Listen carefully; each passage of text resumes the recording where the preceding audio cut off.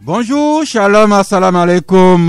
Je vous imagine très nombreux à nous écouter, non seulement sur Canal FM à Lomé ici, mais également à Dapon sur Radio Courtoisie, à Niamtougou avec Radio Sama FM, à Bassa sur les ondes de Radio Daoul, à Sokoré par le biais de Radio Centrale FM, à côté de nous ici à Neho, Radio Lumière, et dans le monde entier, en Europe, en Asie, dans les Caraïbes, en Amérique, un peu partout, sur les ondes des radios numériques et de l'application Canal FM. Vous êtes toutes et tous les bienvenus au Club La Presse de ce jour. Nous sommes le mardi 28 juillet 2020. Il sonne 11h, passé légèrement de quelques secondes. À la technique, le duo Toméga, Victor Gwekokou Michel et Akoucha Gérode. Au menu du Club de la Presse aujourd'hui, comme c'est jeudi, quelques informations light, légères de proximité. Pardon? Mardi, donc quelques informations de proximité. Nous allons essayer de faire le tour des questions à la lumière des articles publiés par les journaux et les médias numériques. Un vieil ami que nous retrouvons aujourd'hui, Germain Doubidji, bonjour. Bonjour Sass, bonjour fidèles auditeurs, auditrices de Canal FM. Vous nous rappelez votre organe? L'agence de presse Interface Presse. Interface Presse qui nous a publié des dépêches que vous allez commenter avec nous en compagnie de Eric Hugues Pakujo Johnson, l'Union pour la Patrie, bonjour. Bonjour Sass, bonjour chers confrères, bonjour chers amis auditrices et auditeurs de Canal FM. Et notre aristocrate Primus Docek Nouarlidja, bonjour. Bonjour chers amis auditrices et chers amis auditeurs, bonjour seul innocent du Togo et du monde entier. Et du monde entier. Ben, merci. Le seul innocent, Kodjo Tété innocent, Vifan Bolo. Adjara Maïto, Gaou, Gatragasi, Gagledo, Toto Assigno, Avodanou, Domozan. 3 points de suspension. Tout ça là pour toi seul. Et c'est pas fini. Eh bien, nous saluons une société qui est assise au quartier Hidjanawe. Il s'appelle Archive Plus. Nous saluons sa directrice, son directeur également et tout le personnel. Mesdames et messieurs, si vous nous suivez Archive Plus, vous avez le salut du Club La Presse Pakujo. Archive Plus, comme son nom l'indique, c'est une société qui travaille sur l'archivage, la documentation. Tout cela appelle à un devoir de mémoire. Devoir de mémoire qui est dans votre journal aujourd'hui, même si ce n'est pas à côté de nous ici. Vous nous transportez dans les relations entre la France et l'Algérie, une histoire très riche en péripéties, et la France vient de mettre sur pied un comité présidé par un scientifique pour essayer de faire un tant soit peu la lumière. La lumière sur les relations franco-algériennes qui, à cause des problèmes de mémoire, se dégradent au jour le jour, et surtout que jusqu'aujourd'hui, il y a encore des séquelles, surtout de la guerre d'Algérie, qui a conduit à l'indépendance de ce pays frère. Et je crois que c'est de bonne guerre. Si le nouveau président algérien lui-même a mis en place une commission pour faire la lumière sur tout ce qui s'est passé pendant cette période turbulente des relations franco-algériennes. Et le président français aussi se dit quand même qu'il faut que la jeunesse connaisse réellement cette histoire-là, parce que on n'a pas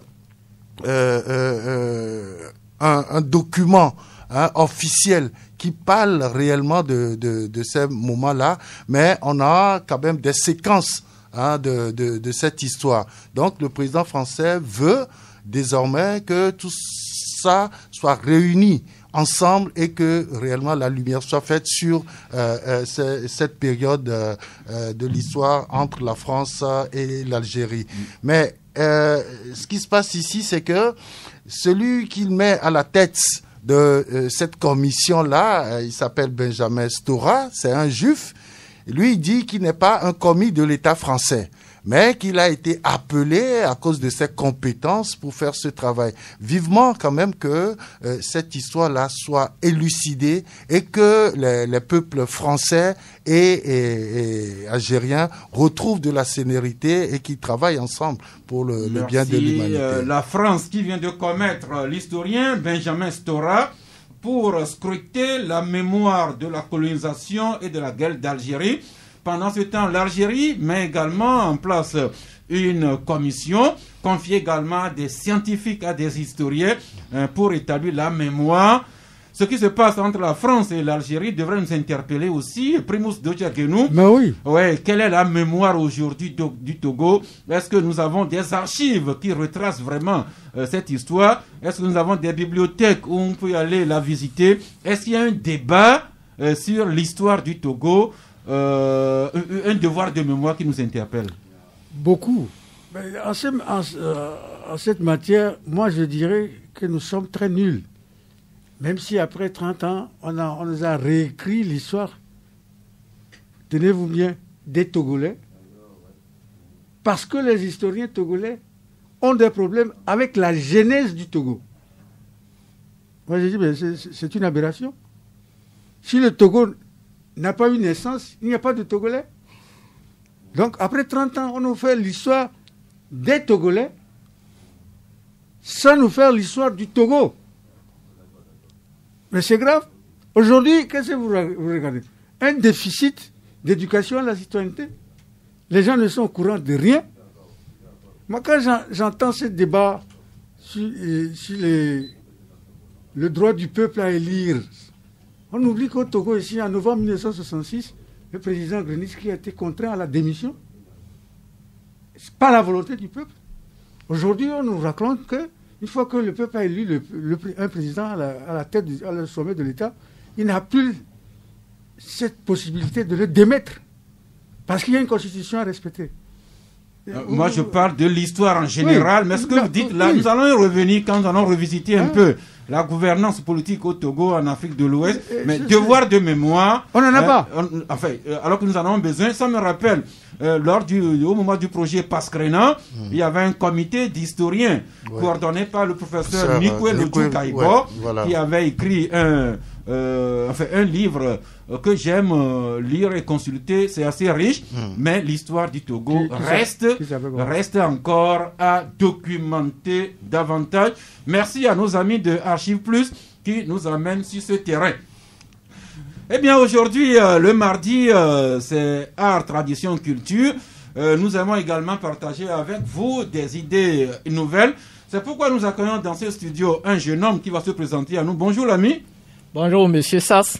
Eh bien, vous appelez Monsieur Napo Tiedre. Napo Tiedre, Apoya. À la FIA. Eh bien, un jour, il y a de cela quelques mois, vous êtes venu me voir ici à la radio. Vous m'avez exposé une idée que j'ai trouvée assez originale. J'ai voulu que vous nous en parliez sur Club de la Presse, monsieur Napo Tiedre. Oui, eh bien, il s'agit du lavage à sec auto. Donc, le lavage à sec auto, bien sûr, c'est le lavage de voitures sans usage d'eau.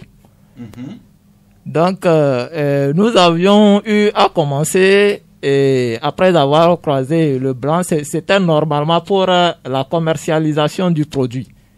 Donc, quand nous sommes sortis sur le terrain, nous avons vu que ce n'était pas à la portée de toutes les bourses. Alors, certaines personnes arrivaient à se faire au moins bénéficier du bienfait de ce produit. Donc, on allait de maison en maison pour faire le traitement des véhicules de ces messieurs-là. Donc, par après, on a pensé, nous sommes deux, moi, le petit frère et le frère. Le frère s'appelle comment? De Napo Faré. C'est une affaire de Napo. Voilà. Une petite entreprise familiale. Donc, nous avons eu l'idée de faire bénéficier de tous ces bienfaits-là à celui qui souhaite quand même. Et c'est là nous avons eu l'idée de sortir sur le terrain. Et quel terrain? C'est d'aller de bar en bar pour effectivement faire découvrir qu'un tel truc est pareil, est possible plutôt.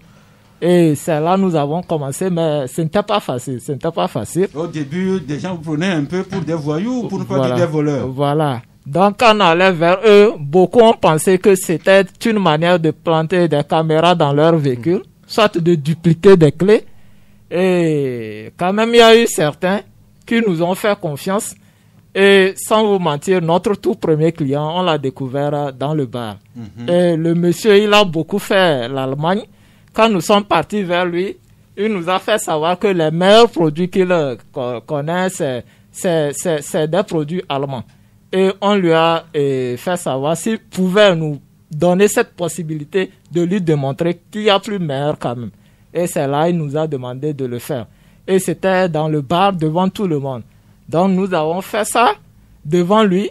C'est-à-dire que c'était le jour qu'il a découvert qu'il y a un produit qui peut laver le pare-brise, les vitres, et laver la carrosserie, cirer les jantes, travailler l'intérieur de votre voiture, le tableau de bord, tout ce qui est le confort, les portières. Donc, quand le monsieur tout de suite a vu le changement, parce que quand nous travaillons, vous allez découvrir que votre voiture a l'aspect maison. Oui, pas l'état maison. Beaucoup, quand on leur dit ça, c'est ça la première réaction. Mais nous travaillons ça devant vous. Nous travaillons votre véhicule. Vous obtenez le vernis, sur le vernis, un miroir. Et c'est là, ça saute tout de suite aux yeux des gens. Donc le monsieur nous a tendu sa carte de visite. Si vous me permettez, je le salue de l'autre côté de Baguida. C'est le DG de la société de vente de voitures Parc Hollandais. Donc Boniface, il est notre tout premier client et il nous a tendu sa carte de visite. C'est lui d'ailleurs qui nous a permis également de faire l'émission sur la TVT. Il a témoigné en tant que premier client. Sur 6 ans, nous avons travaillé sur son véhicule et il a dit toujours il revend ça à de bons prix. Et vous m'avez confié également que vous avez formalisé votre entreprise en passant devant le CFE. Et votre particularité, c'est que vous êtes une entreprise mobile. Vous travaillez de bar en bar, de société en société. Même on peut vous faire appel à la maison. Vous allez laver donc les véhicules à sec. Voilà. Donc, à la différence d'un lavage traditionnel, vous allez observer que chez nous, vous êtes là, votre véhicule est sale, vous nous faites signe, on vient vous mettre ça au propre. Et nous allons vous donner à peu près quelques bienfaits que nous apportons sur le véhicule. Observez bien votre vernis, le vernis de votre voiture. Quand on vous lave ça, il y a une couche très fine sur votre vernis que les chiffons qu'on utilise pour laver n'arrivent pas à dégager. Nous utilisons une serviette qui est faite de 2 faces. La première face, vous allez voir que elle est très douce. C'est avec elle nous arrivons à dégager cette couche. Peu importe la saleté de votre voiture, avec la boue, nous le faisons. Et c'est la différence. En Europe, ça se fait, vous-même, vous voyez leurs aléas climatiques. C'est très différent de chez nous en Afrique. Donc, nous autres, nous arrivons à le faire, que ça soit poussiéreux, soit avec la boue, nous arrivons à le faire. Donc, vous obtenez la protection contre la dégradation solaire, puisque nous avons eu à dégager cette couche très fine qui capte les rayons solaires et autres. Quand nous travaillons, quand vous obtenez le vernis, vous allez voir que le soleil est reflété. Donc, à part ça, vous avez la protection contre la plutôt la rouille. Observez bien vos portières, vous allez voir que souvent il y a la création de rouille au niveau des portières. Donc, nous travaillons tout ça là. Nous cirons vos jantes également pour éviter la taque de rouille. Merci. 2 jeunes garçons arrivés de leur bassard, perdus un peu à Lomé ici, sans moyens. Ils n'ont pas pu faire des études. Plutôt que de rester à mendier, ils se sont constitués en entreprise familiale Pronapo pour laver vos véhicules à sec. Ils ont commencé à écumer les bars. Maintenant, ils se rendent disponibles pour faire votre travail. La dernière fois, j'ai vu faire en moins de 45 minutes Ils ont travaillé pour un client. Je laisse l'appréciation au client, mais j'ai souhaité qu'ils viennent nous en parler et peut-être ça vous intéresserait. Vous aiderez ces jeunes à se sortir de la misère, à créer une société qui fera date. Pourquoi pas? Eh bien, notre ami Napo Tchedre, si quelqu'un veut faire recours à vous, comment vous contacter? Tout simplement taper sur le 91 75 79 26, soit le 91 44 11 20 97 plutôt. Je reprends. Reprenez posément. Voilà le 91 75 79 26, soit le 91 44 11 97. Merci, c'est la manière du club La Presse de faire le zoom et de faire la promotion des idées originales. Aujourd'hui, c'est les frères Napo Tchedre, Napo Faré qui lavent votre véhicule à sec. Vous irez goûter à leur travail et vous partagerez avec nous vos impressions de cette... Oui, Primus Dotier? Non, c'est des... Je t'avais envoyé il y a 2 jours une vidéo aussi, mais sûrement tu ne l'as pas visionnée. Dans le système francophone, on nous forme à la recherche de l'emploi. C'est-à-dire qu'on vous dit qu'il faut que vous avez un bon diplôme, une bonne licence, une belle maîtrise. Il faut aller faire la demande de l'emploi chez quelqu'un. J'ai l'honneur. J'ai l'honneur de venir très respectueux auprès de votre haute bienveillance pour demander un emploi. Et la personne s'assoit à la maison. Attendant qu'on l'appelle. Qu'on l'appelle, qu'il y a quelqu'un qui a un travail quelque part pour lui. Et on ne se met jamais soi-même dans une initiative privée de créer. Ce que les gens oublient, pour créer une entreprise, vous avez besoin d'une idée et pas d'un diplôme. Mais dans le système francophone, on fait l'inverse. On veut avoir un diplôme pour dire qu'on est capable avoir une idée pour créer son entreprise. Oui. C'est ce que font les frères Napo. Oui. Cela nous rappelle la pensée du jour qui dit: en cueillant grain à grain, vous emplirez votre panier. En cueillant grain à grain, vous emplirez vos paniers. Ce que nous connaissons de façon populaire, petit à petit, l'oiseau fait son nid. Mais il faut quand même que l'oiseau commence à faire son nid. C'est ce que les frères Napo font. Maintenant, de cette micro-entreprise, nous allons aux entreprises publiques d'État. Vous savez que la presse aime s'y intéresser souvent et nous en parlons au jour le jour. Aujourd'hui, c'est 2 journaux qui s'y intéressent. D'abord, Liberté qui nous transporte au port autonome de Lomé. Et Liberté dit y trouver une gestion et un management approximatif. Le journal indexe des pratiques qui contribuent à détériorer l'ambiance, mais aussi à plomber les recettes du port de Lomé. Il est mis en place, selon ce journal, des réseaux parallèles pour assouvir des appétits personnels au détriment de l'intérêt général. Les mots qui gangrènent le port de Lomé ont pour nom corruption, népotisme, concussion, gabégie. Le journal indexe même 2 personnes qu'il accuse d'être à cette manœuvre. De cette gestion qu'on peut condamner si les faits sont avérés, l'alternative nous fait visiter une expérience que le Bénin vient d'enclencher avec ce titre: Bonne gouvernance, nomination à la tête des sociétés d'État, des initiatives de Patrice Talon qui doivent inspirer. Faure Gnassingbé écrit l'alternative. L'article dit ceci: la bonne gouvernance au Togo est l'un des talons d'Achille de la gestion de Faure Gnassingbé. Et au Bénin, il y a une loi qui vient d'être adoptée, une loi qui ordonne le recrutement des directeurs de sociétés d'État en lieu et place de la nomination et conditionnant la reconduction éventuelle de ces directeurs-là par des performances réalisées. En somme, avec cette loi, Primus Dotier, le Bénin recommande désormais que les directeurs des sociétés publiques doivent être recrutés sur appel à candidature et non plus continuer qu'il continue à être nommé comme jusqu'à présent. Oui, c'est la meilleure méthode. Parce que quand vous recrutez, vous avez quelle possibilité? Vous avez le choix entre plusieurs meilleurs candidats, ce qui vous permet de choisir. Alors que la nomination, il n'y a aucun contrôle. C'est la personne qui nomme, qui juge de vos qualités et de vos compétences. Hein, vous voyez? Et je choisis l'occasion pour aller vous donner un exemple politique aux États-Unis. Comment on a fait pour faire découvrir le président Bill Clinton?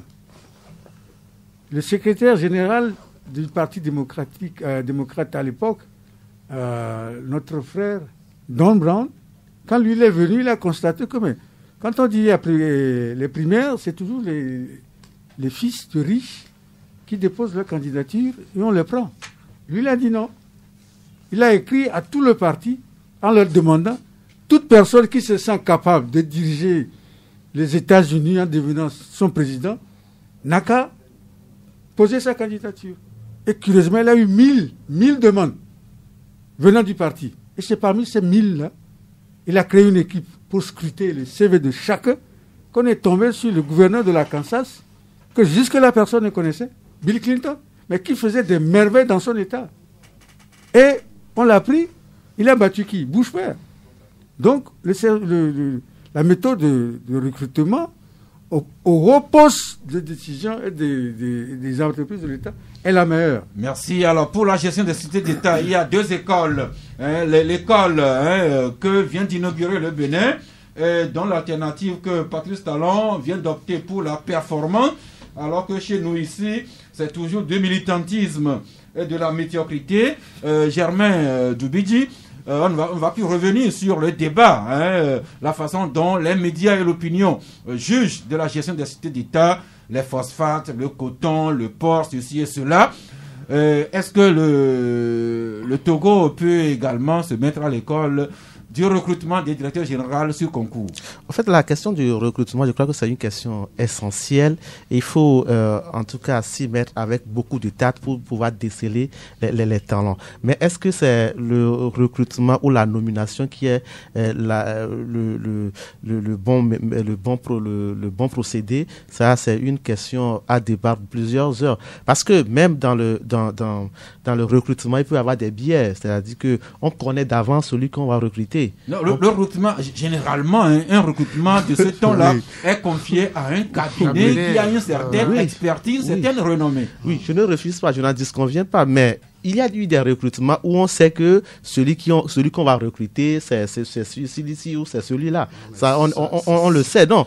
C'est un autre débat. Oui, c'est un autre débat. C'est possible de le faire. Et on peut aussi nommer quand même des gens de compétents. Donc, je ne pense pas que c'est sur le procédé même que le problème se pose, à mon sens.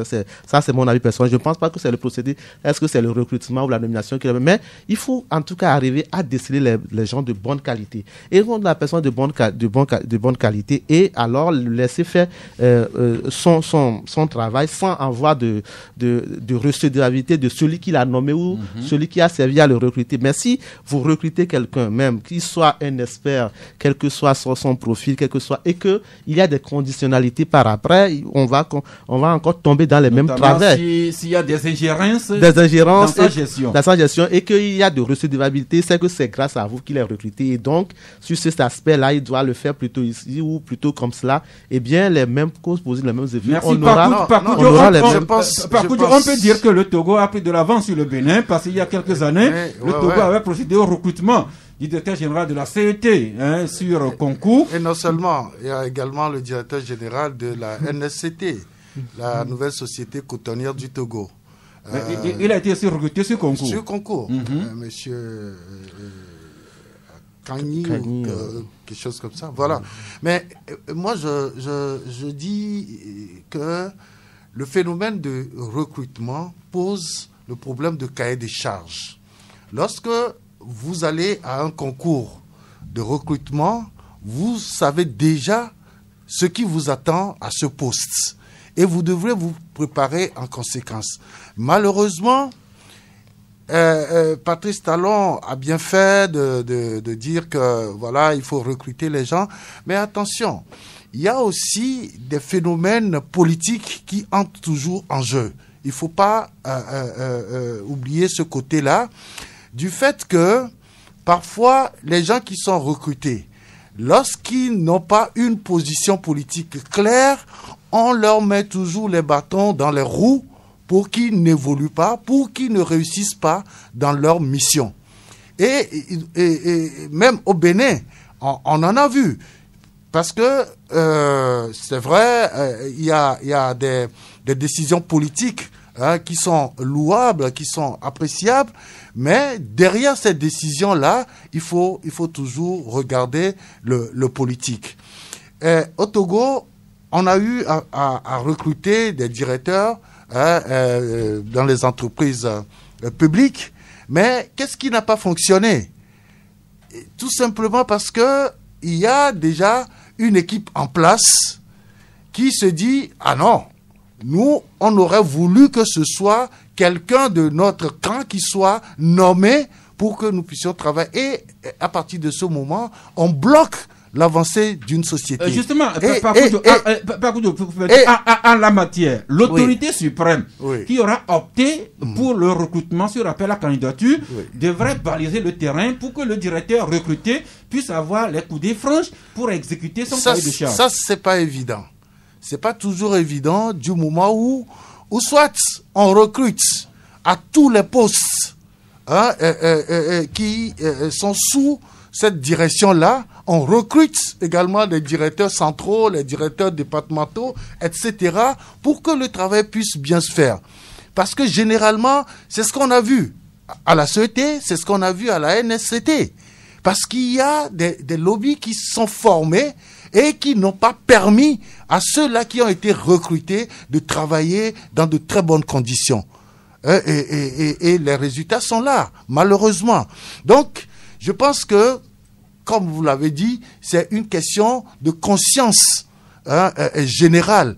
Il faut que la responsabilité dédiée à tous les postes permette quand même de faire avancer nos sociétés d'État. Oui, Primus, le Togo qui rivalise d'ardeur en matière de réforme économique, en matière d'innovation, il faudrait peut-être que le Togo franchisse le pas et aller là à recruter systématiquement les directeurs généraux des sociétés publiques sur appel à candidature, et comme ça on commencera vraiment à mettre le frein à la corruption, au népotisme, à la concussion, etc. Exactement, parce que quand vous recrutez quelqu'un, quelles sont les exigences?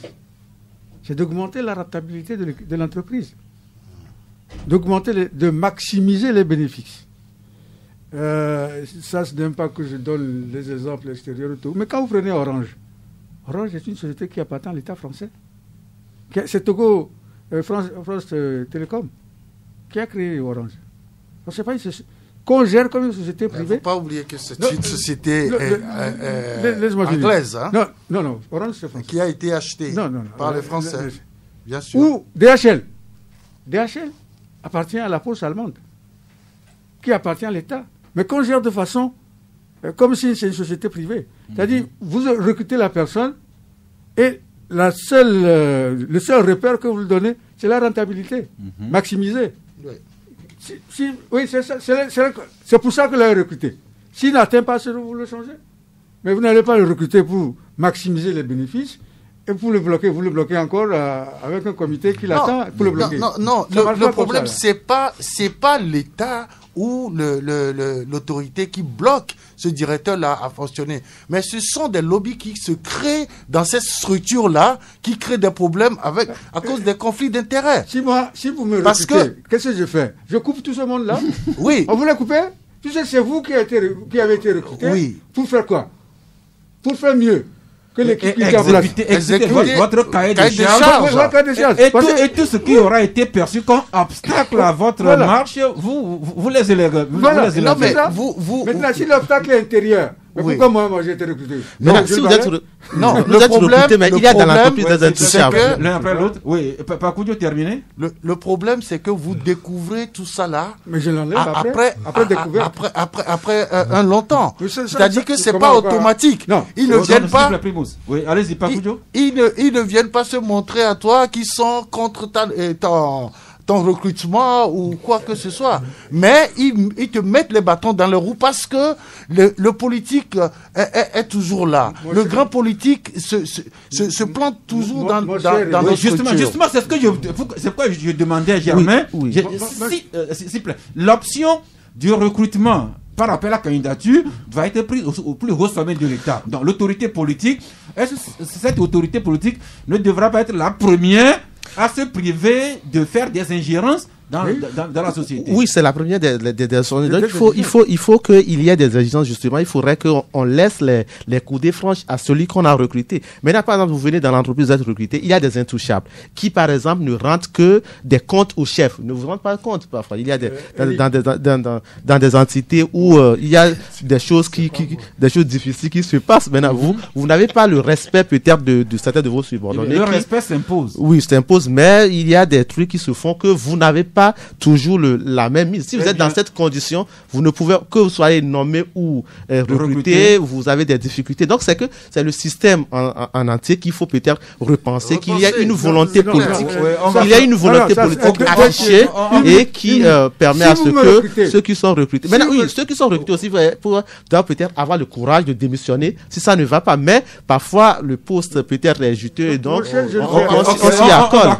Oui, mon cher, c'est très simple. Si vous me recrutez et que moi je rentre dans la société, la première des choses que je fais, c'est ce qu'on appelle le SWOT analyse. Oui. Je fais analyser les lourdeurs de l'entreprise dans laquelle je viens de rentrer. On est d'accord. C'est la première des choses. On est d'accord. Et voilà. Mais si j'ai le plein pouvoir, je dégomme.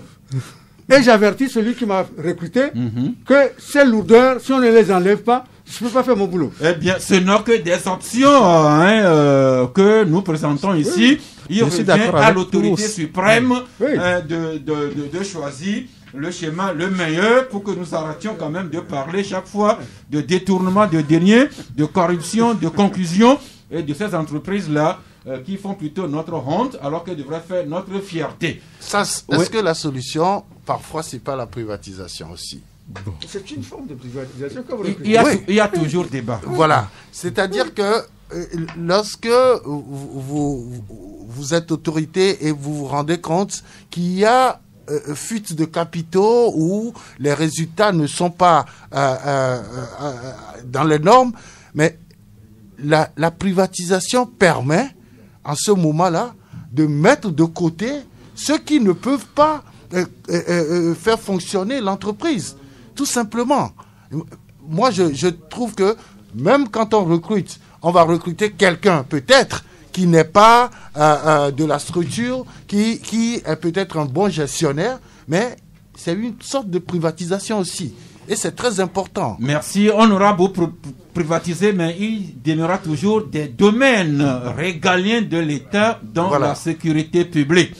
Sécurité publique, ici chez nous, c'est la police et la gendarmerie. Hier encore, nous en parlions. Et puis pendant que nous étions ici au studio, il se produisait des scènes d'une certaine violence à Tchévier. Et c'est après que l'émission que nous sommes tombés dedans, d'après les coupures de journaux, il serait plutôt question d'une bavure policière. Germain Doubidji, votre agence Interfax Presse, vous en parlez ce matin avec ce titre, bavure policière, un vieux blessé dans la traque du carburant frelaté à Tchévier. Bien évidemment, hier, nous avons eu l'information sur le coup de 9 heures et nous avons fait les recoupements, effectivement, à Tchévier. On a eu une journée heurtée, effectivement, parce que il y a eu une bavure, un policier dans la traque de ceux qui, en tout cas, commercialisent illégalement le carburant, ont fait usage de leur arme et un vieux assis à côté de l'étalage d'un vendeur d'essence a eu la malchance d'être victime d'une balle tirée par un agent. Et donc, dans la foulée, les jeunes de la localité n'ont pas voulu se laisser faire et il y a eu grabuge. On a eu des poulets qui ont été brûlés sur la nationale numéro 1. L'ordre était revenu par après. Et aujourd'hui, nous apprenons effectivement que le vieux a regagné son domicile. Il n'a pas succombé à sa blessure. Il n'a pas succombé à sa blessure, selon les informations que nous avons reçues du venant de Tchévier. C'est une bonne nouvelle. Effectivement. Eh bien, donc, hier, les policiers qui traquaient le commerce illicite Boudé, malheureusement, une balle perdue est allée fait une victime collatérale, ce monsieur qui ne participait pas à ce commerce, d'après les informations que nous avons eues. Et la réaction a été ce que nous a décrit tantôt Germain Doubidji. Ça a été chaud hier à un certain niveau. Ouais. Liberté aussi en parle aujourd'hui, qui écrit tir à balles réelles sur les civils. L'hypocrisie du gouvernement face à la gâchette facile des forces de sécurité. L'alternative en parle aussi avec ce titre qui dénonce cette bavure policière. Pakujo, Dieu merci, le calme est revenu depuis Athiévié et surtout, le vieux n'a pas succombé à ses blessures. En tirant sur le vendeur de boulet, quelle était l'idée de cet agent de la police? C'était pour tuer ou blesser ou faire quoi? Alors que depuis quelque temps, je pense que l'autorité a intimé l'ordre aux agents de sécurité de traquer, d'arrêter, mais pas de tirer sur des gens qui sont en train de faire un commerce illicite, soit-il. Mais quand tu tires, et malheureusement c'est un mauvais tireur, et il a tiré... En d'autres temps, on aurait parlé d'un tirailleur. Et donc,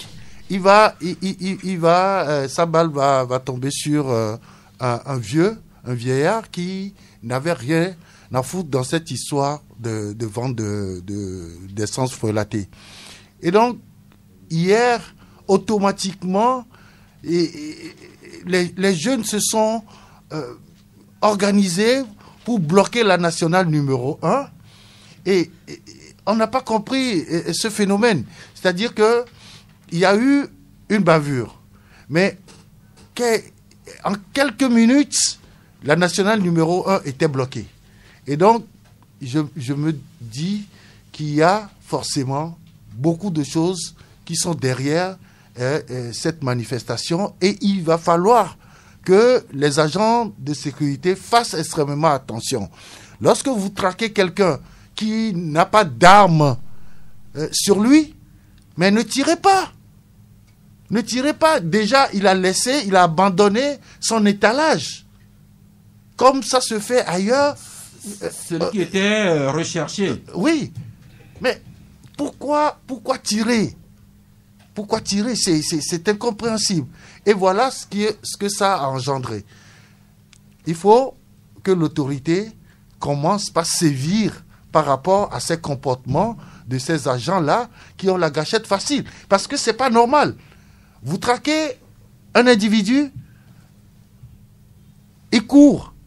Mais si vous n'arrivez pas à l'attraper, mais vous avez tous les moyens pour le rattraper plus tard. Ce dernier épisode, les agents de sécurité qui ont la gâchette trop facile, et en d'autres circonstances, on a vu les autorités, depuis les ministres, le ministre de la Sécurité, depuis les réunions de la gendarmerie, de la police, qui disaient qu'ils n'avaient aucunement donné l'ordre à leurs agents de tirer trop facilement, mais on a encore eu ça hier, et comme l'écrit si bien Liberté à la page, dans la rubrique libertinage ou caricaturement, ce qui s'est passé hier à Athiévié gâte encore le nom au ministre de la Sécurité.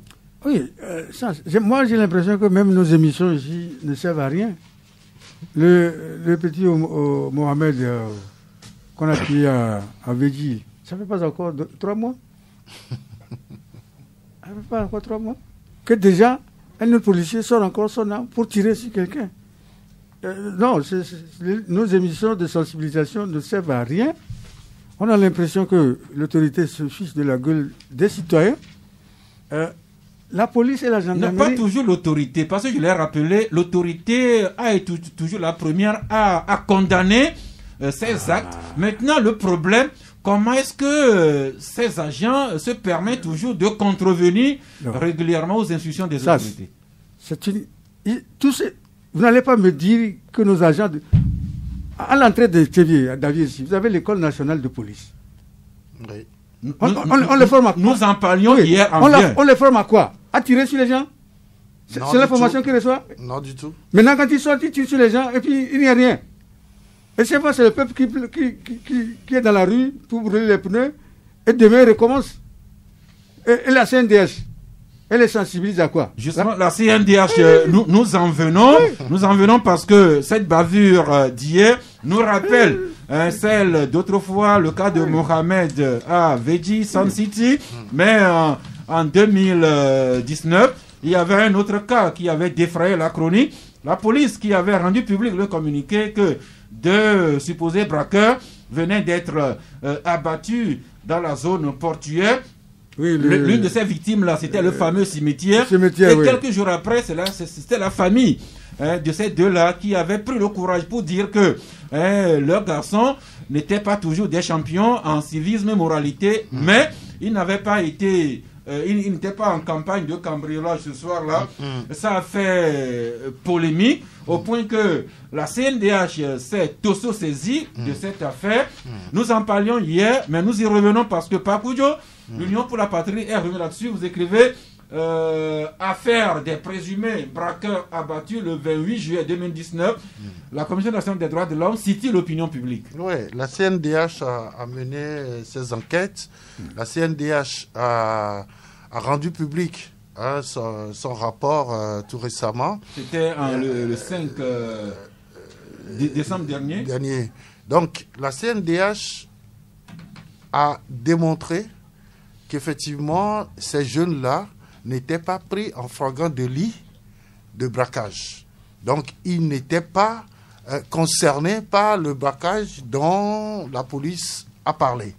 Donc, ceux-là, ils ont été appréhendés et après, on a appris qu'ils ont été lâchement tués.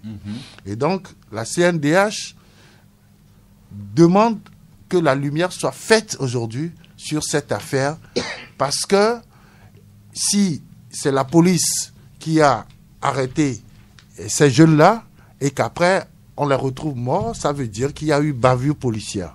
Et donc la CNDH demande que ces agents indélicats soient traduits devant les tribunaux réglementaires dans notre pays. Merci. Le résumé de ce rapport que publie l'Union pour la Patrie aujourd'hui évoque quand même quelques épisodes, notamment le rapport parle de la descente des hommes dont certains en tenue de soja, selon les témoignages des familles, des hommes en tenue de soja étaient allés rechercher les deux victimes de cette affaire-là déjà le jeudi 25 juillet, soit 2 jours avant leur tragique mort.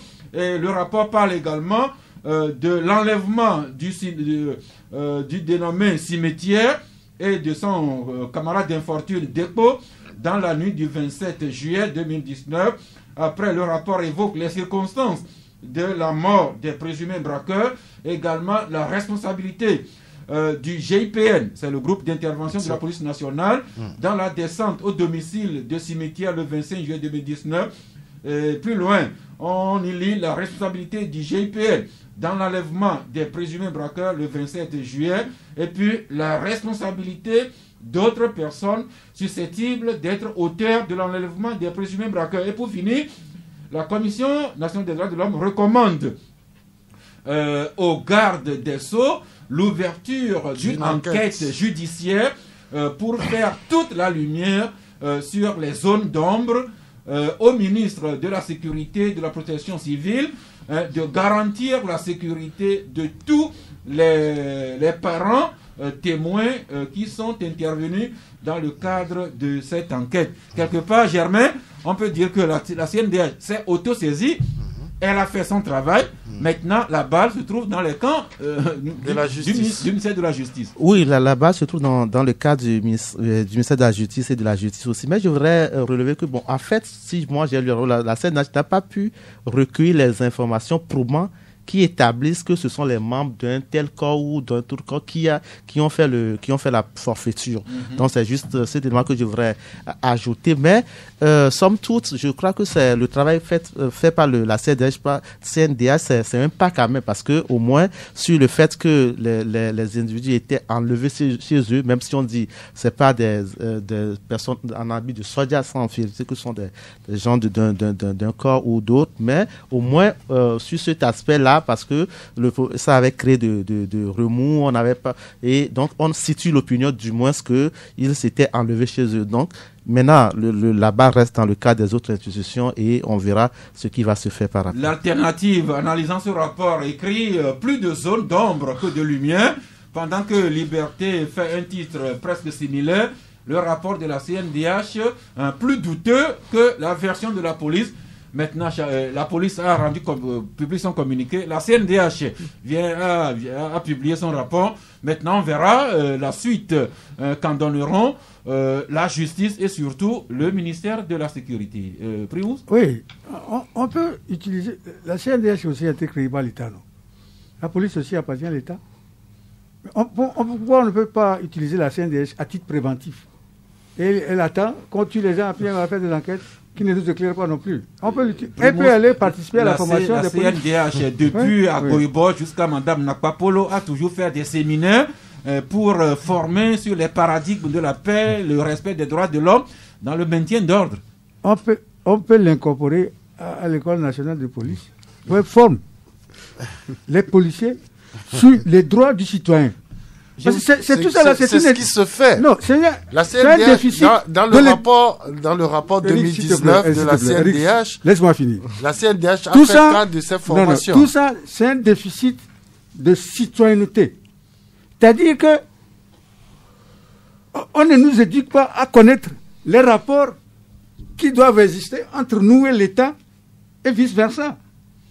Le Primus, moi j'ai eu le privilège de participer à des ateliers, à des séminaires de formation. La CNDH en fait déjà. Oui. Peut-être qu'on va lui demander d'en faire davantage. Mais Primus, en dehors de la CNDH, il y a beaucoup d'enseignements, beaucoup de formations qui continuent à se faire sur le respect des droits de l'homme dans le maintien de l'ordre. Demandez à un bachelier quels sont ses rapports avec l'État en tant que citoyen togolais. Ils n'en savent rien. Je dirais qu'il a fait série. Il a fait série D. Justement parce que la formation civique a été arrêtée. Pourquoi dans les classes. Mais ça là, on a quand même un ministère chargé de la formation civique. Le ministre Trimois. Je sais pas, vous ne connaissez même pas le ministère qui est en charge de ce département. Vous-même, il y a du travail à faire à votre niveau.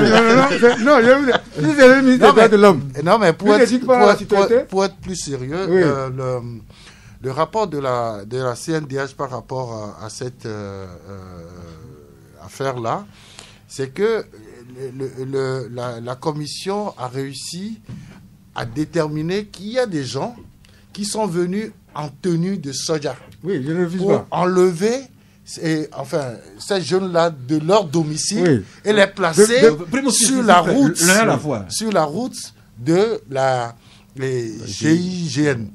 Donc, c'est à partir de ce moment que ces enfants ont été finalement tués. Donc, la CNDH n'est pas en mesure de dire clairement par rapport à ce qui s'est passé, de faire justice. C'est pour ça que la CNDH renvoie cette affaire-là au niveau de la justice pour que la lumière soit faite. Parce que seule la justice peut approfondir cette affaire pour établir la vérité. J'ai vu que le ministre Foli Bazi Katari a été... Vous l'avez entendu parler de la formation. Non, Primus, restons dans la logique de ce que nous disons. Le ministre Katari, justement, Foli Bazi, c'est le ministre en charge de la formation civique. Je sais, si vous relevez qu'il ne fait pas beaucoup, alors dites-le lui directement. C'est ce que je dis, non? Merci beaucoup. Eh bien, on va continuer. Donc, ce rapport de la CNDH fait l'objet également d'une dépêche de l'agence Interfax Presse. Et comme on voit, les uns établissent les faits, les autres continuent à émettre des critiques, même sur le rapport de la CNDH, à l'I-Liberté, l'alternative. On comprend que ces deux journées auraient souhaité que la CNDH alla beaucoup plus loin. Bon, maintenant, quelle est la suite que la justice va donner ainsi dans les jours à venir? Nous parlions tantôt des sociétés d'État. Il m'a échappé d'évoquer cet article, Jamais Douboudji. Vous parlez d'une société d'État aussi, la TDE. Bon, vous ne parlez pas de la gestion, mais d'une session que cette société abrite ou coordonne actuellement. Oui, justement, c'est la quatrième réunion du conseil scientifique et technique de l'Association africaine de l'eau qui est prévue du 27 au 29. La session est parrainée donc par la Togolaise des eaux et a démarré effectivement hier par visioconférence. Donc la rencontre est passée sur le thème mécanisme de maintien de la qualité des services d'eau et d'enseignement en Afrique et résilience en période de crise. Donc, il y a plusieurs panels. Le DG de la TDE au Togo, Bati Yawank, mais aussi a animé un panel et il a fait remarquer que le thème est en adéquation avec la situation de l'heure. Mais on dira à la TDE que ce n'est pas sur le terrain des conseils scientifiques qu'on l'attend, mais sur la fourniture de l'eau en quantité et en qualité à un prix. Alors, tout le monde conviendra que la TDE est très loin de ce que nous attendons d'elle. Germain? Donc, en tout cas, en cette période de Covid, la TDE a fait des aménagements pour permettre à ce que les citoyens puissent avoir de l'eau en qualité, en quantité, pour quand même faire les mesures barrières, surtout le problème de lavage systématique des mains et tout. Mais aussi, il y a une question de scientifique dans la question, parce que lorsqu'on doit quand même produire de l'eau de qualité à la population, il y a des techniques scientifiques qu'il faut. Donc, en cette période de résilience, de crise sanitaire, tous les aspects de la problématique sont nécessaires à prendre avec beaucoup de tact, la question du coût, mais la question de la qualité aussi. Merci. On va terminer par la sous-région ouest-africaine. L'actualité dans la sous-région, c'est la crise au Mali. Et pas plus tard qu'hier, les chefs d'État de la CEDEAO, ils étaient 15, s'étaient réunis en visioconférence pour réfléchir et sortir le Mali de la crise.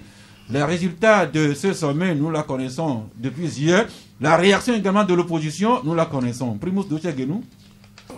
Non, la crise du Mali nous montre que, curieusement, tous les présidents de la CEDEAO ne sont pas capables de résoudre le problème d'un seul pays. Ils sont allés soutenir le président en question, Ibeka, Ibrahim Boubacar Keïta. C'est quand même curieux qu'on nous dise qu'un président élu est la représentation de la volonté populaire, puisqu'il a été élu par le peuple. Maintenant, quand le même peuple lui demande de quitter son pouvoir, il dit non, qu'il a déjà été élu, donc on ne peut pas. Et nos chefs d'État viennent confirmer qu'on ne peut pas démettre un président élu quand le peuple le réclame. Moi, je n'ai jamais compris ça. Oui, vous ne comprenez pas, mais vous savez, Primus, qu'il y a toujours un débat sur le peuple. C'est qui le peuple? Est-ce que c'est l'ensemble de tous les Maliens qui demandent aujourd'hui que Ibeka parte, ou bien c'est une partie? C'est un débat philosophique. Non, ce n'est pas philosophique. Non, laisse-moi terminer. C'est-à-dire, tout président n'est jamais élu par 100% de sa population. C'est toujours une partie, une fraction de ce peuple qui l'élit. 32%, 33%, 35%, 36%. Même moins des fois. Même plus, même moins des fois. Et une fois que ce pourcentage est prononcé, on dit au nom du peuple. Oui, non, merci beaucoup. Ce que je voudrais dire. Quittons le débat philosophique, mais maintenant sur l'action politique. Voilà, la proposition des chefs d'État de la CEDEAO, c'est que le président Ibeka reste en place, mais que les 31 députés qui font l'objet de contestation, qu'ils démissionnent, qu'on procède à des élections législatives partielles et que le gouvernement, afin que Ibeka réfléchisse à un gouvernement d'union nationale. Oui, effectivement, ce sont des propositions, je crois que, mais comme vous l'avez dit tout à l'heure, les propositions ne sont pas totalement reçues par l'opposition. Donc, je crois que la crise va peut-être perdurer. Vous ne voulez pas qu'on revienne sur les débats politiques, des débats philosophiques, mais je voudrais juste faire remarquer que nous sommes dans nos démocraties, on parle de démocratie indirecte. À l'essence même de la démocratie dans la Grèce antique, on n'était pas dans la démocratie indirecte, c'était une démocratie directe et on était dans les agoras et le peuple exemple, désignait, en tout cas, statuait sur des questions. Mais on a vu par après qu'il ne faut pas, ce n'était pas bien, parce que sous l'effet de la passion et tout, on pourrait prendre des décisions sous la contrainte populaire, mais qui ne sont pas aussi les bonnes. On peut démettre quelqu'un aussi de tout ça. Donc, c'est pour ce qu'on a refusé. Maintenant, on est dans la démocratie indirecte, où on élit les représentants du peuple pour des temps donnés. Et donc, pour la stabilité de la démocratie même, pour la force des institutions, on ne peut pas aussi quand même se donner à des temps, des périodes sous le contrainte de la population et d'émettre juste là. Ça va faire une mauvaise jurisprudence à mon sens que on ait la latitude de d'émettre à tout le temps. Donc les présidents, je crois, de la CEDEAO et tout, ne peut pas quand même, à mon sens, accepter de ça, puisque nous sommes dans une démocratie indirecte et les contraintes même de la démocratie imposent que les présidents aient un laps de temps pour lesquels, ou les députés, pour diriger vous voulez ajouter quelque chose? Et donc, c'est ce que je mon jeune frère, je vais rester très poli. Je l'ai été aussi. Et je ne vais pas prendre le ton doctoral. D'accord? Je vais vous donner un exemple. Pour aller en guerre en Irak, le premier ministre Tony Blair est parti à l'Assemblée de son pays dire que Saddam Hussein avait des armes nucléaires de destruction massive. Et on lui a donné la permission. Après la guerre, ce même Parlement s'est rendu compte que le Premier ministre a menti. Et aussitôt, il a été démis de ses fonctions. Aussitôt. Et on a élu une autre personne à sa place. C'est-à-dire qu'une fois que le peuple constate l'insatisfaction des prérogatives qu'il a données, dans l'exercice de ses prérogatives, il vous demande. Oui, maintenant, il n'y a pas de Oui, allez-y, monsieur Primo. Ça fait longtemps que vous devez vous parler. Maintenant, la parole à Eric Johnson. Voilà la situation au Mali. Les propositions de la CEDEAO que l'opposition au Mali ne semble pas beaucoup approuver. Oui, c'est tout à fait logique.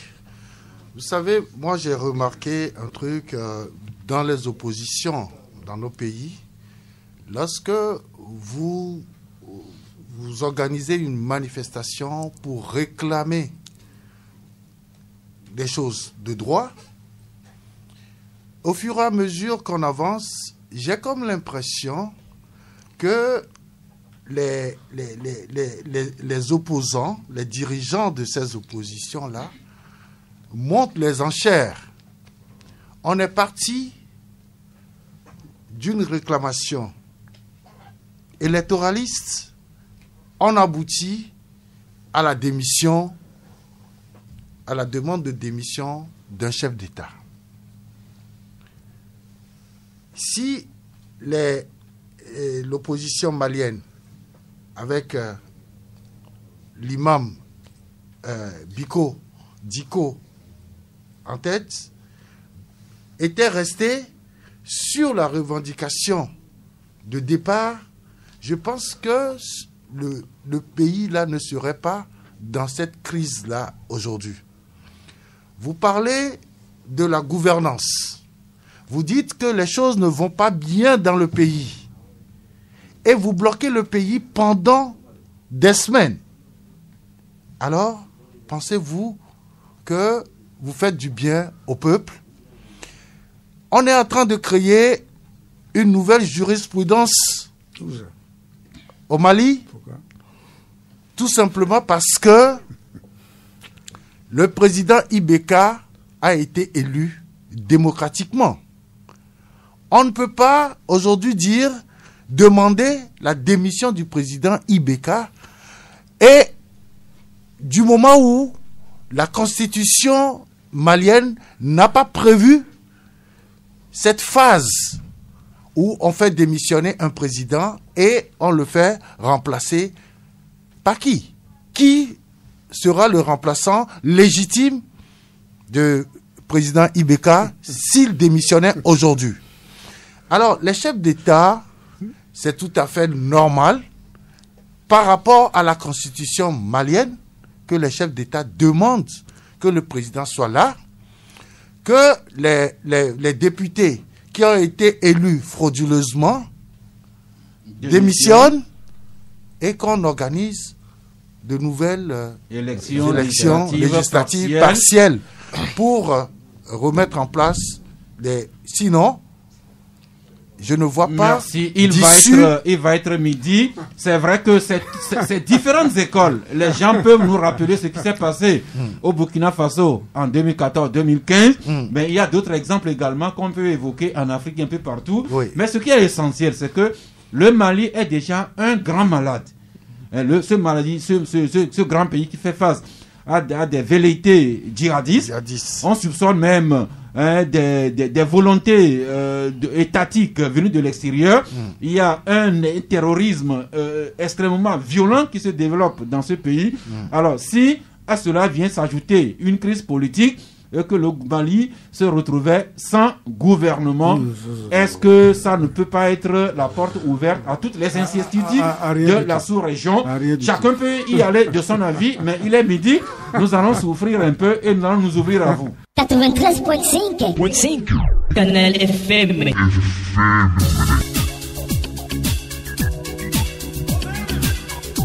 Autour de la table, Germain Doubidji, Eric Hugues Johnson, Primo Dotiagrenou et notre ami Napo Tchedre. Nous avons parlé de plusieurs sujets, l'un ou l'autre vous a sûrement intéressé et sur lesquels vous souhaitez réagir. Eh bien, nous nous ouvrons à vous. Bonjour l'ami Ali. Allô? Oui, bonjour. Oui, bonjour, Saf. C'est monsieur? Allô? Oui, bonjour. Bonjour Saf et bonjour à tout le monde, à tous les invités. Merci. Oui, pour moi, quand on prend le cas de la nomination des DG de société, je pense que nous faisons fausse route parce que le président, il est élu, donc il est le seul responsable. Donc à lui de voir s'il veut prendre des cabinets pour recruter ou bien veut nommer les directeurs de société. Parce que lorsqu'il y a un problème, c'est lui seul, au fini, c'est lui seul qui sera le responsable.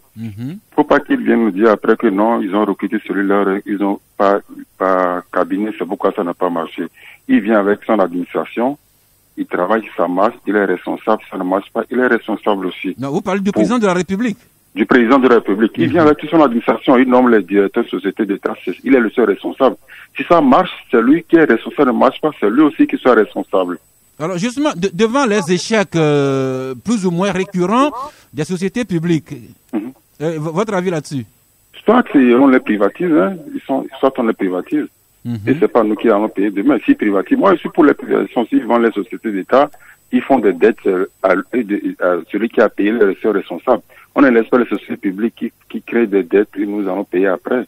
Mais la société publique, oui, qu'elle reste dans le giron national ou bien qu'elle soit privatisée, c'est quand même le patrimoine national. Oui, d'accord, mais si par exemple on prend le cas de la Sotoko, il fait partie du patrimoine national, le président il n'a qu'à nommer le directeur.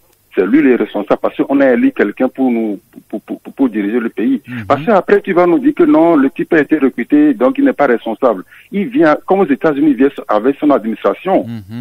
C'est ce qui se passe aux États-Unis, il vient avec son administration, il gère comme bon lui semble. Et c'est lui, à 5 ans après, c'est lui qui est responsable, il va nous rendre compte. Merci. Allô? Oui, c'est monsieur? Didier. Merci beaucoup. Puis aussi, oui. Et puis pour la CNDH là, pour le cas de la CNDH là.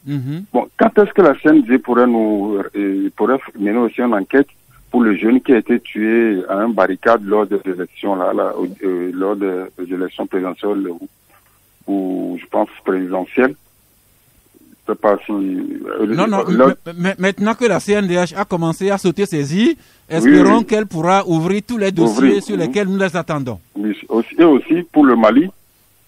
Ok, et terminer rapidement. Je pense que dans un état normal où tous les élections marchent bien, la Cour constitutionnelle marche bien, il n'est pas normal de demander à un président en cours de mandat de démissionner.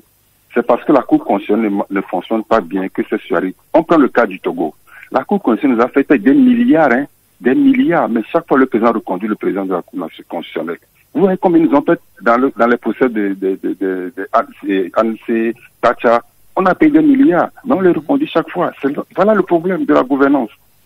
Merci. Ça me rappelle ce titre du journal Liberté qui écrit « Accession au pouvoir par coup d'État constitutionnel, les pays francophones de la CEDEAO, champions en tripatouille aiguë ».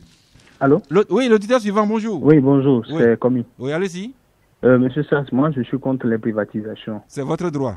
Parce que dans la réalité, qu'est-ce qui se passe? quand on finit de privatiser, ce sont les Togolais qui continuent de souffrir. La preuve, si on privatise Canal FM, c'est toujours ça ce qui va Canal FM, c'est société à 100% privée. C'est un exemple que je donne. C'est ça ce qui continue pas bien travailler et l'étranger ne fait absolument rien et c'est lui qui empoche les grosses primes. C'est lui qui est bien payé au mépris du Togolais. Or qu'on a plus de talent que l'étranger en question. Donc, c'est l'impunité qui n'est pas réglée qui continue cette affaire-là. Ce n'est même pas ça qui m'intéresse aujourd'hui. C'est la question de l'armée qui m'intéresse. Il me semble qu'il y a des intrus dans l'armée et que à cette question, seuls les dignes chefs de l'armée qui savent qu'ils portent vraiment le treillis, qui peuvent hausser le ton pour qu'on puisse déguerpir tous ces intrus-là. Si on va à une intervention, ça veut dire que dans leur formation, ils n'ont pas l'art martiaux, c'est-à-dire je peux aller corps à corps avec quelqu'un, le maîtriser, le ramener pour la police. Il n'y a pas cela. Et autre que ça, les interventions, si je me rappelle du temps passé, 2017-2018, où sont les miliciens? Où sont les miliciens? Où est-ce qu'ils ont été? Ils sont gardés où? À ce jour, si on peut prendre un Togolais, le tuer comme ça dans la rue, ça donne du ridicule au niveau de l'armée. Ça veut dire qu'il n'y a pas une formation adéquate. Donc, j'interpelle dignement ceux qui savent qu'ils portent le treillis et qui se taisent sur cette complicité, n'ont qu'à venir nous éclaircir. Merci. Question délicate que nous renvoyons aux autorités en charge de la sécurité publique. L'auditeur suivant. Bonjour. Oui, bonjour. Comme l'a dit David, bonjour. Allez-y. Oui. Oui, j'interviens au sujet de la crise malienne. Mais les chefs d'État de la CEDEAO qui étaient venus la dernière fois soutenir le président, mais je me pose la question. Au moment où les crises commencent, pourquoi ils ne viennent pas éteindre le feu et ils attendent que le feu s'allume d'abord? Et ils brandissent comme argument que le président est élu démocratiquement et pas de la légalité. Or, certains présidents de la sous-région, leur constitution, c'est le peuple qui vote les constitutions. Et ces mêmes présidents tripatouillent les constitutions et ces chefs d'État se taisent. Et après, les crises naissent. Et maintenant, ils viennent soutenir ces gens ces présidents en question. Vous ne voyez pas que les chefs d'État se ridiculisent. Merci. Je vous en prie, comme l'a dit David, donc pour comme l'avait dit, les chefs d'État joueraient plutôt soit à des pompiers pyromanes ou bien ils laisseraient les crises naître avant de vouloir réagir. Oui, l'auditeur suivant, bonjour. Bonjour, monsieur Sassa. C'est monsieur? C'est monsieur Ibrahim. Ibrahim. J'ai tenté de vous joindre depuis la semaine passée par rapport à la secte. Dieu soit loué, vous êtes en ligne aujourd'hui. Franchement, je dis bonjour au plateau. Et j'aimerais revenir sur la secte qui s'est passée dans les écoles où les vidéos ont circulé. Ok, allez-y rapidement. Oui, monsieur Sass, je me rappelle quand j'étais encore sur les bancs, une loi qui faisait amener que les élèves devaient se coiffer, avoir des tenues décentes avant d'aller à l'école. Où est passée cette loi? Nous prenons l'exemple du Bénin, parce qu'à chaque fois qu'ils veulent nous parler, ils nous parlent des autres pays. Mais il faut aussi prendre référence le Ghana ou le Bénin par rapport à la tenue scolaire. Je vais attirer l'attention par rapport à l'habillement de nos jeunes sœurs et de nos jeunes frères qui vont à l'école. Il faut que cette loi soit réactualisée pour la rentrée prochaine, que ce soit pour le privé ou pour les officiels. Merci. Merci. Donc, revoir la tenue, les coiffures, l'habillement en général des élèves. Merci beaucoup. L'auditeur suivant, bonjour. Alors, bonjour, Sass. Oui. C'est M. Kolani depuis Agouer. Ah, ça fait un petit moment. Oui, mon frère. Oui. Je salue vos frères sur le plateau. Nous vous saluons aussi. Oui, moi, pour ces questions de privatisation-là, c'est la mauvaise gouvernance. Ça, si nous sommes contre ce régime, le chef de l'État en particulier, c'est cette mauvaise gouvernance, la non-transparence. Exemple, quand on me dit qu'on nomme quelqu'un qui ne rend pas résultat, ou bien on nous dit que cette société est tombée faillite, société d'État peut tomber faillite, est-ce que l'État peut tomber en faillite? Mais il ne faut pas qu'on nous raboutille les idées comme ça. Moi, je leur propose ceci, le chef de l'État n'a qu'à comprendre. Pour nommer les directeurs de société, il fait 3 propositions de nom. il les envoie à l'Assemblée. Et c'est l'Assemblée va voter dans les 3 là, il va choisir un. Eux, le jour où il fait mal, l'Assemblée le demain. Et il doit rendre compte. En ce moment, c'est qu'il a été élu par l'Assemblée, mais proposé par le chef de l'État. Ça se fait au Ghana ici à côté. Et ça fonctionne mieux. Et sinon, on ne peut pas comprendre qu'on nomme un directeur, du jour au lendemain, on nous dit que cette société est tombée par ici. Parce que, qu'est-ce qu'il fait? C'est lors des élections, il ramasse l'argent pour aller faire des compressions de unir les consorts. Et on dit, quand on rencontre, on dit que c'est pour la campagne, on a fait ceci. Et puis, on avance. Et puis, jusqu'à quand? Mais il faut qu'on se dise certaines vérités. Et puis, pour finir, au niveau de la CNDH, il n'a qu'à comprendre qu'il est temps quand même qu'il soit plus lumineux que ça. Hein? On ne peut pas faire un rapport et puis nous donner ce résultat. Ce n'est pas si intéressant ça. Hein? Mais on a dépassé cette époque-là. Merci pour votre chaîne. Je vous en prie. Merci. Oui, le suivant déjà, bonjour. Bonjour. Oui. Pardon? Il y a trop de bruit autour de vous là-bas. Allô, Sylvain? Oui, monsieur Charles, bonjour. Oui, allez-y. Oui. Et moi, je voudrais parler de ces chefs d'État, des businessmen là. Il ne faut que faire des business.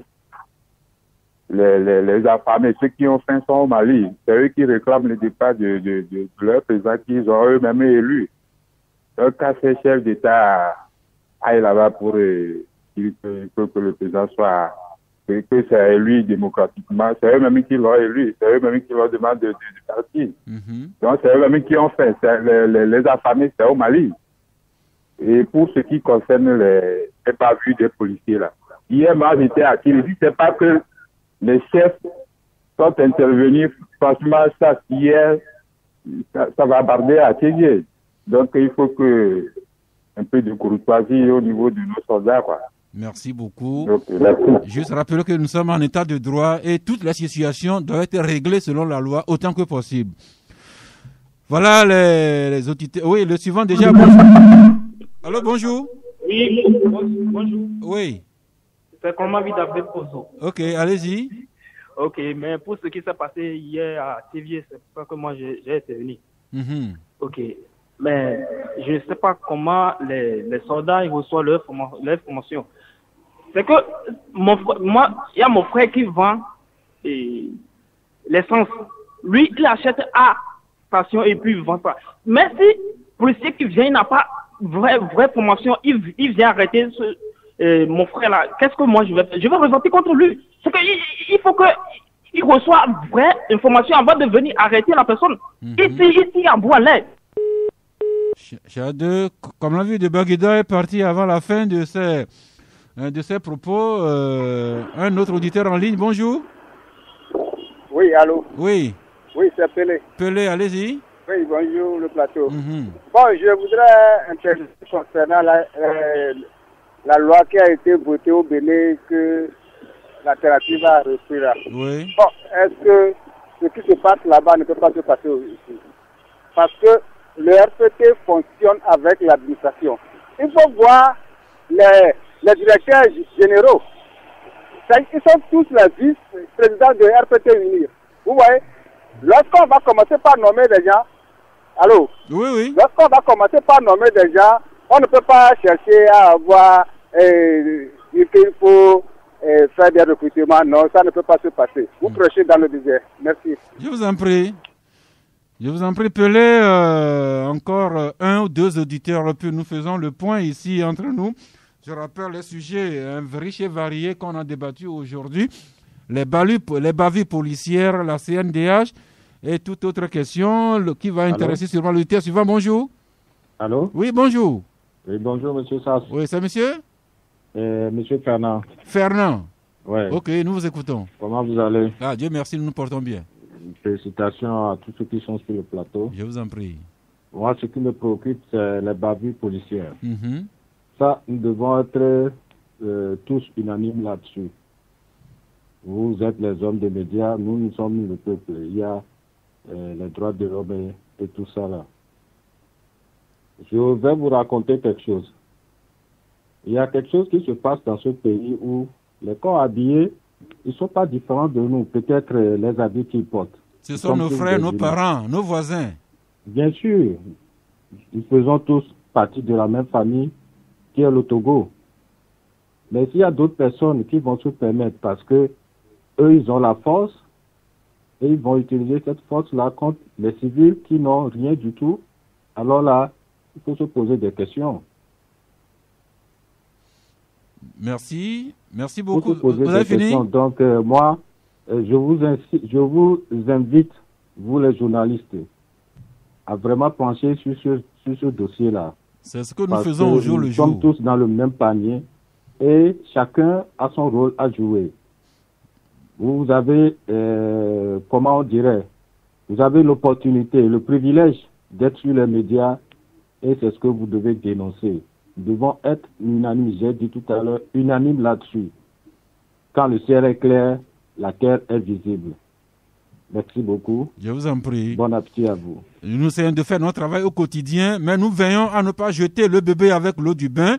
Nous dénonçons les bavures, mais nous ne jetons pas tout le corps de la sécurité à la vindicte populaire. Nous prenons le dernier auditeur aujourd'hui. Bonjour. Bonjour, monsieur Sass. Comment vous allez? Nous nous portons bien. Je vous salue tous au studio. C'est monsieur? Je vous salue tous au studio. Merci, nous vous saluons aussi. Vous êtes... Merci, pas merveille.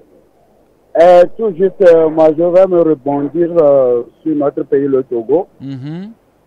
Tout précisément, ça, vous venez de dire un confrère qui venait de dire que IBK, il est en fonction de telle chose, qu'il n'a pas droit.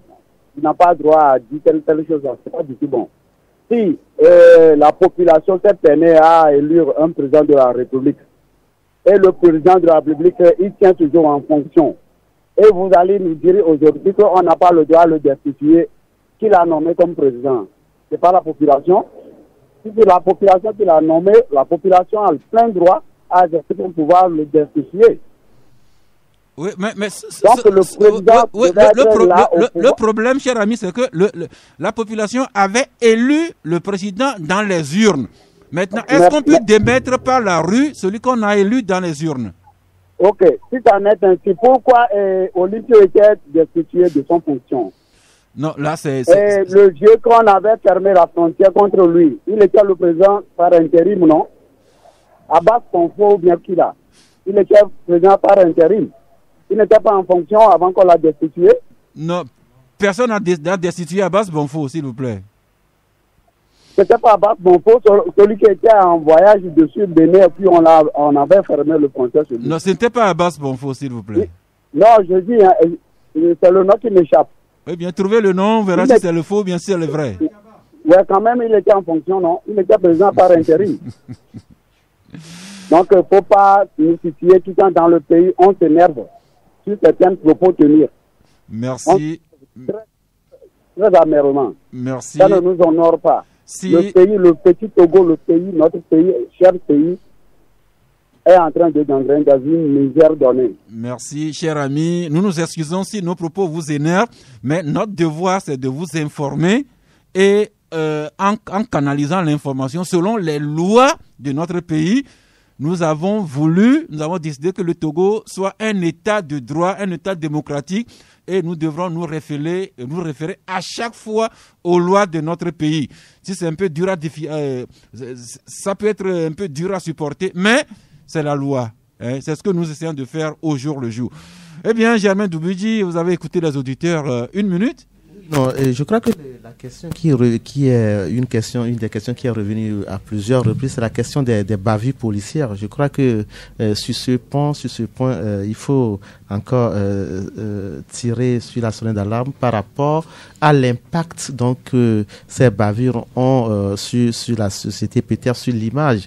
Mais tout à l'heure, on sait ce que la police fait, ce que nos corps habillés font de bon et qui sont salutaires. Mais il y a des grains de sable qui peuvent tomber dans le gari, comme on le dit. Donc, il faut veiller à cela qu'il n'y ait pas de ces éléments qui viennent entacher la bonne réputation de notre armée. Maintenant, par rapport à la question de est-ce que le peuple a droit ou non de destituer? Non, c'est le droit du peuple. Le peuple peut faire tout ce qu'il veut parce que c'est lui qui est souverain. Mais ce que nous disons, est-ce qu'il faudrait par exemple destituer un président qui a été élu démocratiquement après 2 ans et peut-être après 2 ans encore, destituer un autre président ou après 1 an et demi? Est-ce qu'il aura une stabilité pour notre démocratie? Donc, c'est une question peut-être à la fois philosophique, mais une question aussi juridique. Donc, il faut trouver les mécanismes pour voir qu'est-ce qui nous avantage, et donc c'est ce que nous disons. Merci Primos. Beaucoup d'éditeurs effectivement sont revenus sur cet aspect du débat aujourd'hui.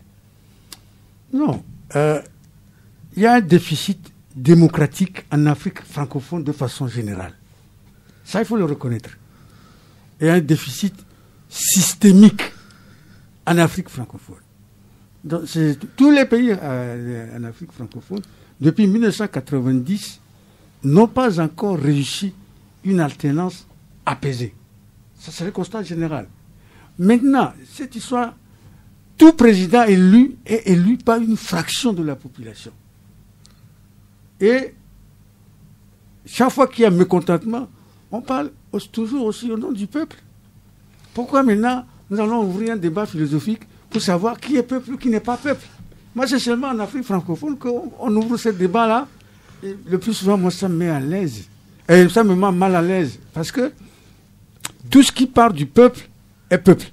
Et comme disait Abraham Lincoln, vous ne pouvez pas tromper tout le peuple, tout le temps, mais vous pouvez tromper tout le temps une partie du peuple. C'est ça. Merci. Papoudjo, d'autres auditeurs sont revenus sur la procédure idoine pour nommer les directeurs généraux des sociétés publiques. Oui, c'est ce que nous avons dit ici, c'est par rapport à ce qui se passe, les faits.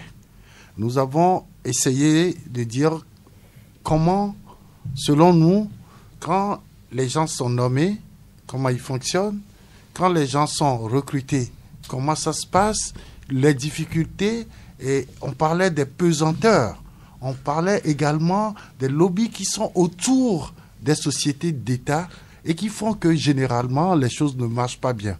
Alors je pense que finalement c'est un débat qu'on doit ouvrir de façon générale pour voir quelle est la méthode idoine pour nos États, pour faire fonctionner à merveille les sociétés concrètes au nom de l'État. Merci. Préparez vos cartons le temps que nous revenions à notre ami Napo Tchédré. Votre entreprise familiale entre Napo pour le lavage à sec de nos véhicules. Vous avez dit comment vous procédez. Juste nous rappeler les contacts par lesquels on peut vous joindre.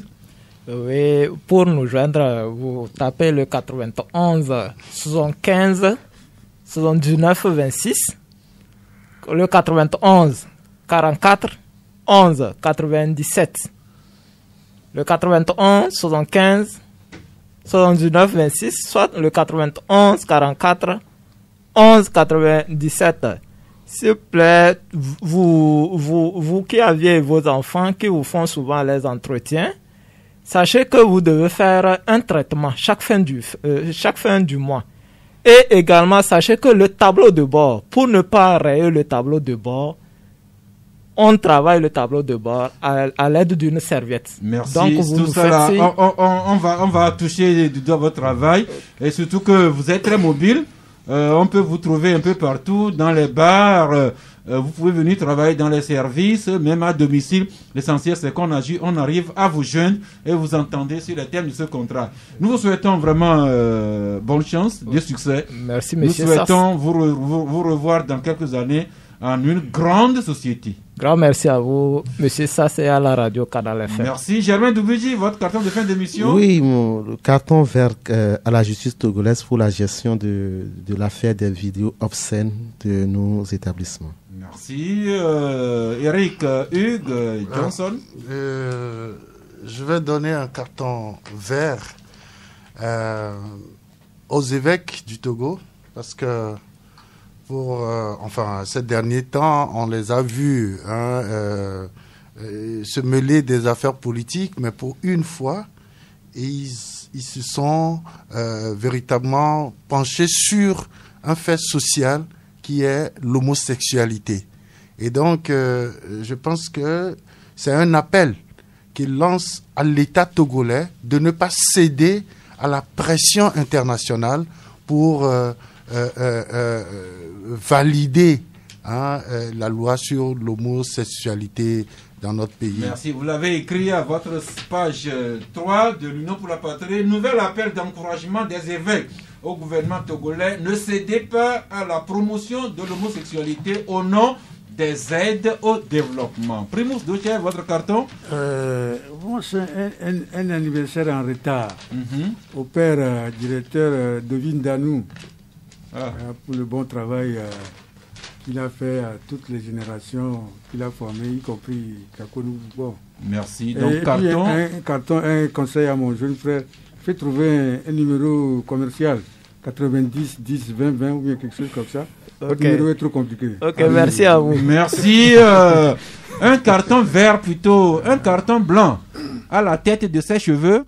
C'est au professeur Kofi Akpangana, le ministre de l'enseignement supérieur de la recherche. Carton vert, mais qui vire plutôt au blanc à la couleur de ses cheveux. C'est fini pour aujourd'hui. Rendez-vous demain, mercredi à 11h, si Dieu le veut et Dieu le voudra bien. Mais d'ici là et tous les jours, célébrons la vie.